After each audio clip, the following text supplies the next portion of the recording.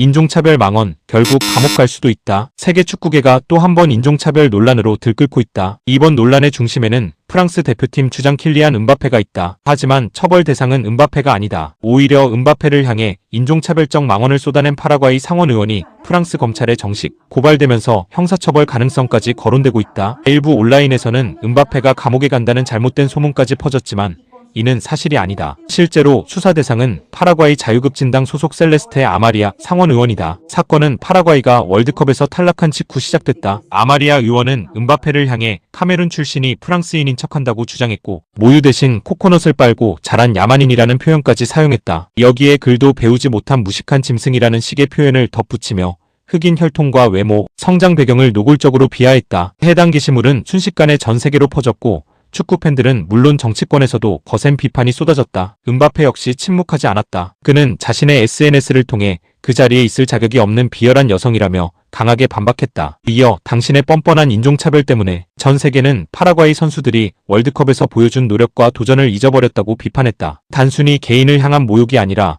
국가 전체의 이미지를 훼손한 행동이라는 점을 지적한 것이다. 프랑스 축구협회도 즉각 대응했다. 협회는 완전히 혐오스럽고 용납할 수 없는 인종차별 범죄라며 파리 검찰에 공식 고발장을 제출했다. 프랑스 검찰은 공공모욕과 인종 출신을 이유로 한 증오 선동 혐의를 중심으로 수사에 착수했다. 프랑스 법에 따르면 혐의가 인정될 경우 최대 징역 1년과 벌금 4만 5천 유로, 우리 돈 약 7,700만 원 수준의 처벌이 가능하다. 아마리아 의원은 파라과이 현직 상원 의원이며 사건이 해외에서 발생한 만큼 국제사법 절차와 외교적 협조가 함께 진행돼야 한다. 그럼에도 프랑스 측은 단순한 사과로 끝낼 문제가 아니라는 입장을 분명히 하고 있다. 논란이 커지자 파라과이 정부도 공식 입장을 발표했다. 정부는 해당 발언은 파라과이 정부와 국민을 대표하지 않는다며 공식적으로 선을 그었다. 파라과이 상원 역시 자국 의원의 인종차별적 발언을 공개적으로 규탄했고 외교적 파장을 최소화하기 위해 진화에 나섰다. 하지만 정작 당사자인 아마리아 의원의 태도는 논란을 더욱 키웠다. 그는 게시물을 삭제하고 사과문을 올리는 듯했지만 이후 오히려 음바페에게도 사과를 요구하며 법적 대응을 검토하겠다고 주장했다. 잘못을 인정하기보다 책임을 상대에게 돌리는 모습에 전 세계 축구 팬들의 비판은 더욱 거세졌다. 프랑스 정치권도 음바페를 적극 지지했다. 에마뉘엘 마크롱 대통령은 인종차별에 맞선 음바페의 또 다른 골이라며 공개적으로 응원의 메시지를 보냈다. 프랑스 사회에서는 이번 사건을 단순한 SNS 논란이 아니라